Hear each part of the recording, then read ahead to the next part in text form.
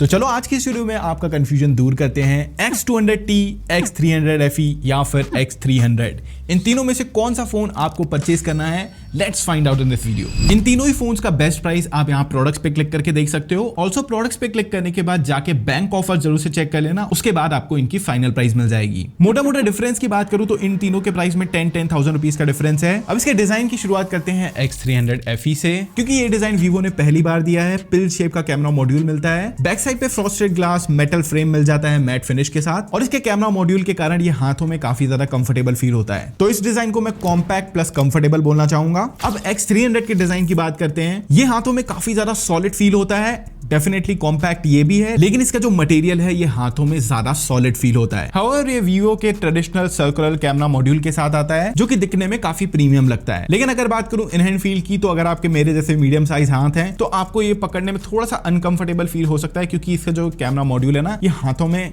थोड़ा सा गड़ता है जब भी आप इसको इस तरीके से यूज करते हो। तो हालांकि कवर यूज करते हो तो ये प्रॉब्लम थोड़ी सी कम हो जाएगी, लेकिन फिर भी ये कैमरा मॉड्यूल हाथ में तो थोड़ा सा लगता है। तो इस डिजाइन को मैं बोलना चाहूंगा premium plus compact plus durable. Durable इसके मटेरियल के कारण बोल रहा हूं, यहाँ पे जो प्रोटेक्शन यूज करी गई है ये बाकी दो से ज्यादा सुपीरियर है। अब आता है हमारा X200T, जो कि दिखने में दूर से बहुत ही ज्यादा प्रीमियम फील होता है। यहाँ पे भी आपको सर्कुलर कैमरा मॉड्यूल मिल जाता है, और इसका जो मटेरियल है ना, ये सरप्राइजिंगली X300FE से ज्यादा प्रीमियम फील होता है। मैट फिनिश के साथ इसके मेटल फ्रेम मिल जाते हैं। हाउएवर ये एक कॉम्पैक्ट फोन नहीं है। इसको अगर मैं कंपेयर करूं X300 से या फिर X300FE से, तो इसकी जो हाइट है ये ज्यादा है इन दोनों ही फोन से, लेकिन इस फोन की विड्थ उतनी ज्यादा नहीं है, इसलिए ये हाथों में काफी कंफर्टेबल फील होता है। और क्योंकि इसके अंदर एक प्रीमियम कैमरा मॉड्यूल भी मिलता है, तो मैं इसे big plus premium plus comfortable बोलना चाहूंगा। बाकी इसमें प्रोटेक्शन सेम वही वाली यूज करी गई है जो कि 300FE के अंदर है। तो भाई नीचे कमेंट करके बताओ तीनों में से आपको किसका डिजाइन ज्यादा बेहतर लगा। हाउएवर इसके जो दूसरे स्पेक्स हैं वो यहाँ आप सामने देख सकते हो। अब यहाँ पे तीनों के बटन पोजीशनिंग वगैरह थोड़ी बहुत चेंज है, लेकिन यहाँ पे जो बड़ा चेंज है वो है इनके टाइप सी पोर्ट का। X200T और 300FE में आपको टाइप सी 2.0 मिलता है, वहीं जो 300 है यहाँ पे टाइप सी 3.2 मिलता है। तो अगर आप SSD वगैरह ज्यादा यूज करते हो, डेटा ट्रांसफर करना चाहते हो, तो उस केस में X300 ज्यादा बेहतर रहेगा। हालांकि इससे इनकी चार्जिंग में कोई डिफरेंस नहीं आता, सिर्फ डेटा ट्रांसफर स्पीड में काम आता है ये। और बात रही प्रोटेक्शन की, तो भाई कुछ भी हो, आपको इसका केस और स्क्रीन प्रोटेक्टर एक अच्छा सा लगवा के रखना है। हाउएवर तीनों ही फोन्स के अंदर आपको प्री अप्लाइड स्क्रीन प्रोटेक्टर और केस दोनों ही मिल जाता है, तो वहां पे कोई टेंशन नहीं है। अब बात करें इनके डिस्प्लेस की, तो देखो X300FE और X300 का जो डिस्प्ले है ये बिल्कुल सिमिलर है, कुछ भी डिफरेंस नहीं है। इनके डिस्प्ले स्पेक्स यहाँ सामने आप साइड बाय साइड देख सकते हो। हाउएवर X300FE की जो बेजल्स हैं, स्पेशली चेन, मुझे थोड़ी सी हैवी लगी एज कंपेयर टू X300, लेकिन जब वो आप बिल्कुल साइड बाय साइड बहुत गौर से देखते हो तब वो चीज नोटिस होती है। अदरवाइज ये दोनों ही डिस्प्लेस बिल्कुल सिमिलर हैं। इवन X300FE की जो ब्राइटनेस है, पीक ब्राइटनेस है, वो 500 निट्स ज्यादा है एज कंपेयर टू X300। लेकिन अगर मैं कंपेयर करूं इसको X200T के डिस्प्ले से, तो यहाँ पे भी ना बहुत ज्यादा डिफरेंस नहीं है। जैसे कि एक बहुत बड़ा डिफरेंस आपको इनके डिस्प्ले में ये मिलता है कि X300 और X300FE के अंदर आपको LTPO AMOLED डिस्प्ले मिलता है, यानी कि जो इनकी रिफ्रेश रेट है ये 1 हर्ट्ज से 120 हर्ट्ज फ्लक्चुएट करती रहती है, ताकि आपको जो बैटरी बैकअप है ये बेटर मिले।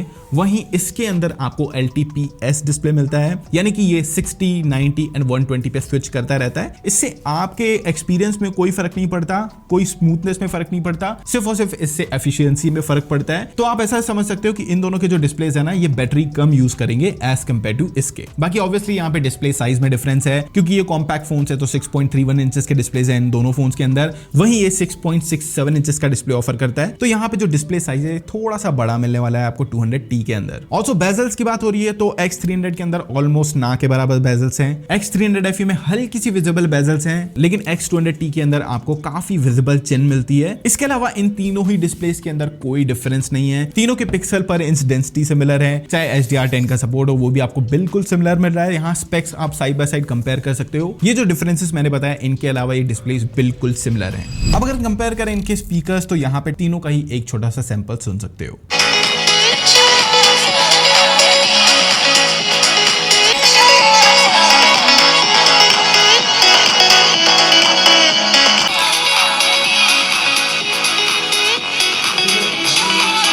आप क्लियरली सुन सकते हो सबसे प्रीमियम साउंड कर रहा है X300, उसके बाद X200T एंड देन लास्ट में आता है X300 FE। ऑल्सो हैप्टिक्स की बात करूं तो वो आपको इन तीनों ही फोन्स के अंदर बिल्कुल सिमिलर से मिलते हैं। हालांकि अगर आप इनके स्पेक्स कंपेयर करते हो तो X300 की जो हैप्टिक मोटर है ये इन दोनों से सुपीरियर है, वहीं इन दोनों के अंदर ऑलमोस्ट सिमिलर ही हैप्टिक मोटर है। बट यहाँ पे जब मैंने इन तीनों को ही साइड बाय साइड कंपेयर किया तो मुझे कुछ भी ऐसा बड़ा डिफरेंस फील नहीं हुआ, ये तीनों बिल्कुल सिमिलर से ही फील होते हैं। चलो बात कर लेते हैं इनके परफॉर्मेंस की। अब यहाँ पे मैं पहले ही बता रहा हूँ तीनों के अंदर आपको फ्लैगशिप लेवल का चिपसेट मिलता है। X200T MediaTek Dimensity 9400 plus, X300 के अंदर 9500 और वहीं X300 FE के अंदर मिलता है Snapdragon 8 Gen 5 का चिपसेट। अब इनको मोटा मोटा कंपेयर करने के लिए यहाँ पे आप इनके एंट्रीटूज देख सकते हो। सबसे ज्यादा पावरफुल X300, उसके बाद X300 FE, देन X200T है। लेकिन अगर मैं day to day life performance की बात करूं तो आपको तीनों में बिल्कुल सिमिलर मिलने वाली है। यहाँ पे कोई भी छोटे मोटे अगर आप टास्क करते हो, ऐप ओपनिंग क्लोजिंग, कोई भी डिफरेंस नहीं फील होने वाला है इन तीनों ही डिवाइसेस के अंदर। तीनों ही फोन्स काफी स्मूथली वर्क करते हैं। लेकिन अगर आप इनके अंदर गेमिंग करना चाहते हो और बड़े लंबे समय तक की गेमिंग करना चाहते हो तो भले ही X300 के पास सबसे ज्यादा पावरफुल चिपसेट है, मैं आपको रिकमेंड करूंगा X200T बिकॉज ऑफ इसके फॉर्म फैक्टर,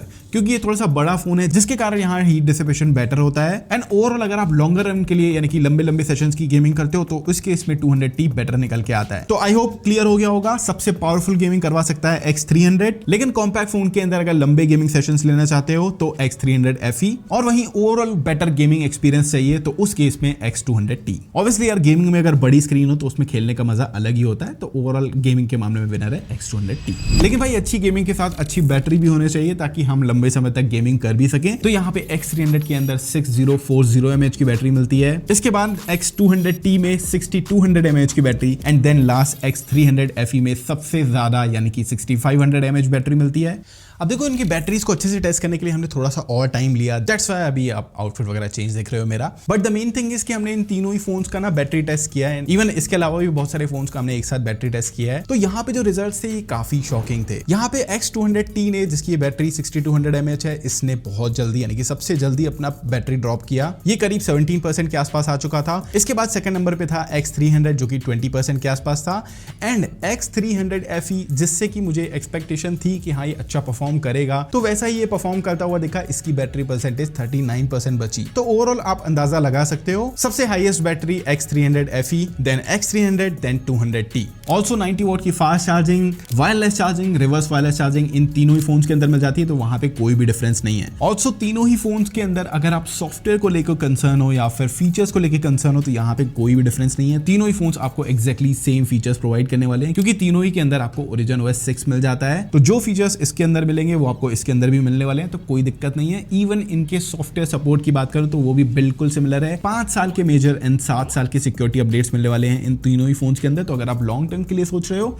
इन तीनों में से कोई भी फोन आंख बंद करके ले सकते हो। ऑल्सो अगर आपने वीवो का फोन इससे पहले यूज नहीं किया है तो Origin OS की मेरी ये वीडियो देख सकते हो, यहाँ मैंने सारे ही नए फीचर्स को कवर किया हुआ है, तो जाके चेक कर सकते हो। तो चलो अब कंपेयर करते हैं इनके कैमरास को। इन तीनों ही फोन्स के कैमरा स्पेक्स यहाँ सामने आप देख सकते हो। यहाँ पे X300 के पास एक एडवांटेज है 200 मेगापिक्सल का प्राइमरी लेंस, और X300 FE के पास एक डिसएडवांटेज है, वो है 8 मेगापिक्सल का अल्ट्रा वाइड एंगल लेंस। बाकी X200T एकदम परफेक्ट कैमरा सेटअप के साथ आता है 50+50+50। यहाँ पे अगर आउटपुट की बात करूं तो X200T और X300 काफी अच्छा परफॉर्म करते दिखते हैं अल्ट्रा वाइड एंगल लेंस में, जहां 300 FE काफी लैग करता है। इवन कुछ इमेजेस तो यहाँ पे काफी आर्टिफिशियल सी लगती है। इनके 1x लेंस की बात करूं तो 200T का आउटपुट काफी न्यूट्रल है, X300 FE थोड़ा सा शार्पर साइड पे है, वहीं 300 एकदम परफेक्ट नेचुरल कलर्स के साथ आ रहा है। ऑल्सो 300 FE की जो अप्रोच है थोड़ी सी ब्राइटर साइड पे होती है। यहाँ पे मैंने हर इमेज पे देखा है 300 FE थोड़ा सा एक्स्ट्रा ब्राइट करने की कोशिश करता है फोटोज को। यहाँ पे X300 के पास एडवांटेज है 200 मेगापिक्सल का, ये मतलब हाई रेजोल्यूशन फोटो क्लिक कर सकता है। बाकी ऑलमोस्ट तीनों कैमरा सेम है। 3x लेंस की बात करूं तो यहाँ पे भी जो आउटपुट है ये बहुत हद तक सिमिलर है, सिर्फ थोड़ा थोड़ा इनके कलर आउटपुट में डिफरेंस है। कोई नेचुरल अप्रोच के साथ आता है तो कोई इमेज को थोड़ा सा वार्म कर देता है। बाकी अगर बात करूं पोर्ट्रेट्स की तो यहाँ पे सबसे बेस्ट पोर्ट्रेट निकाल के देता है X300, उसके बाद X200T। दोनों का एज डिटेक्शन बहुत ही कमाल का है। However normal portrait photos click करते हो तो तीनों ही एक तरफा परफॉर्म करते हैं, आप तीनों में से सिलेक्ट नहीं कर पाओगे। तो यहाँ पे X300 FE का जो आउटपुट है थोड़ा थोड़ा आपको आईफोन जैसा दिखेगा,